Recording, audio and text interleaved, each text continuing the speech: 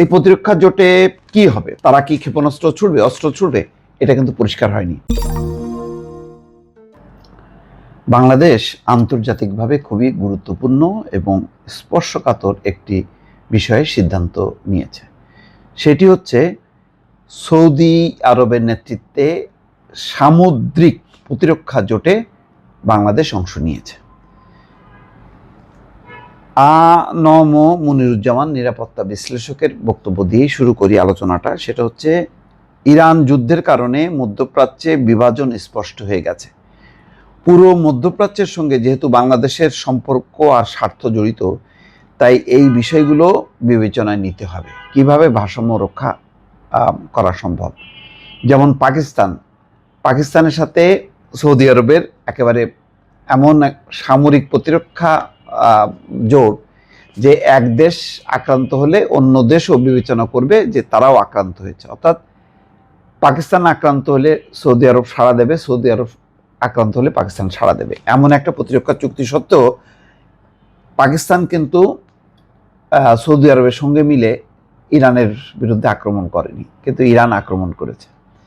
Iran ইরাকেও আক্রমণ করেছে, সেখানেও পাকিস্তান অংশ নেয়নি, সেখানে আমেরিকা সৌদি আরব মিলে অংশ নিয়েছে।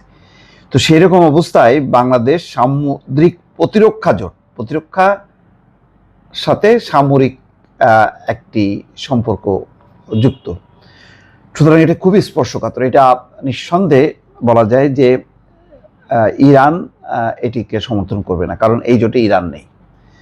ইরানের বাইরে অন্যান্য দেশ সেখানে আছে, তুরস্ক, কুয়েত, বাহরাইন, কাতার, জর্ডান, মিশর, Pakistan, Djibouti, Somalia, Yemen, Sudan এবং নাইজার, এমনকি সংযুক্ত আরব আমিরাতও কিন্তু নেই এখানে। খুবই এটা গুরুত্বপূর্ণ।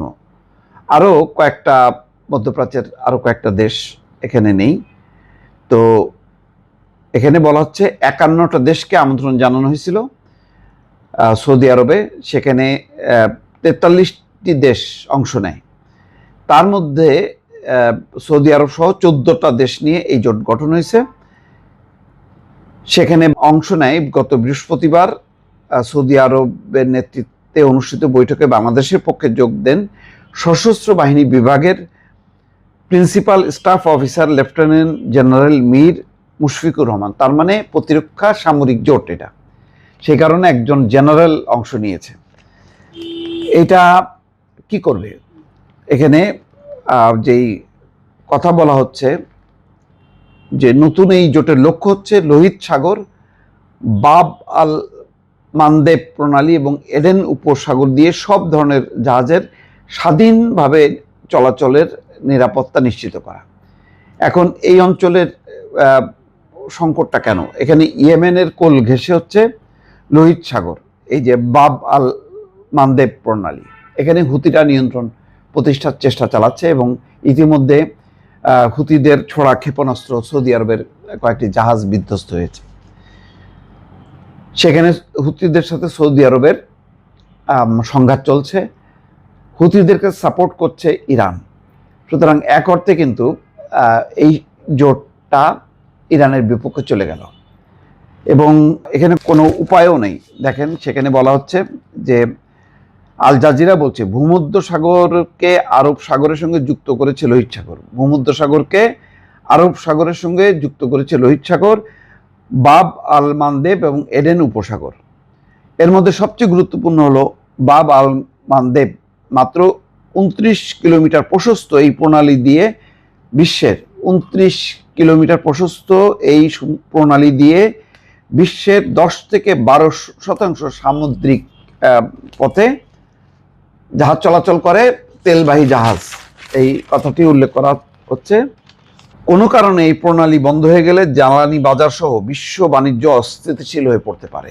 হরমুজ প্রণালীর উপর তো নিয়ন্ত্রণ নেই, সেটা নিয়ন্ত্রণ করছে ইরান। সুতরাং এখন যদি বাব আল মানদেব এই প্রণালী, এই উপসাগরও যদি বন্ধ হয়ে যায়, তাহলে তেল পরিবহন সাংঘাতিক রকম সংকট। সেটা সৌদি আরবের জন্য তো বটেই, সৌদি আরব থেকে যে সমস্ত দেশ তেল নেয় বাংলাদেশও, তারাও সংকটে পড়বে।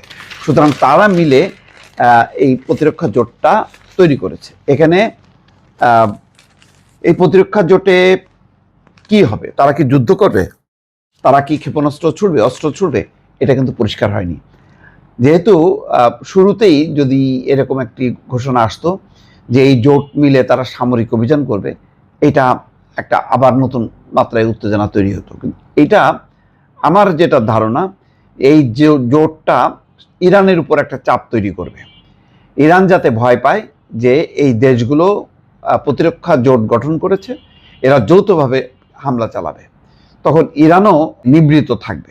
সম্ভবত এরকম চাপ তৈরির কৌশল হিসাবে এই পদক্ষেপ নিয়েছে সৌদি আরব। তবে যদি পরিস্থিতির অবনতি হয়, তখন হয়তো বাধ্য হয়ে সৌদি আরবের নেতৃত্বে এই প্রতিরক্ষা জোট, তখন তারা সামরিক মানে আত্মরক্ষার জন্য, অর্থাৎ সামুদ্রিক জাহাজের নিরাপদে চলাচলের জন্য সামরিক যে কার্যক্রম যা যা নেওয়া দরকার সেগুলি নিবে। তো বিষয়টা নিঃসন্দেহে বলা যায় যে যেহেতু মধ্যপ্রাচ্যে ইতিমধ্যে বিভাজন দেখা দিয়েছে, ইরাকে হামলার পরে ইরাক রিয়াক্ট করেছে, তাদের সার্বভৌমত্ব লঙ্ঘন হয়েছে। ওইদিকে লেবাননে যুদ্ধ ছড়ায় গেছে, সেখানে লেবানন এটি একটা অস্থিরতা, ইয়েমেনে একটা অস্থিরতা, সব মিলে পুরো মধ্যপ্রাচ্য অঞ্চলটা এখন চরম অস্থিতিশীল একটি পরিস্থিতির মধ্যে এরকম একটি জোট আর একটা নতুন মাত্রা যুক্ত হলো। দর্শক।